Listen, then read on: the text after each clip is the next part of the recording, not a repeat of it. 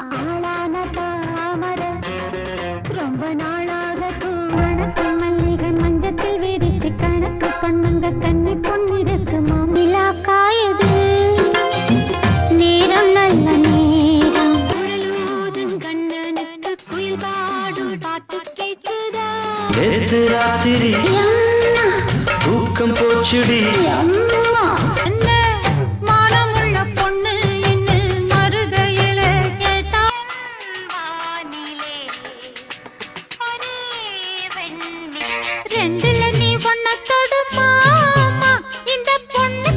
பள்ளிக்கூடம் போகலாமா அதுக்கு புத்தகத்தை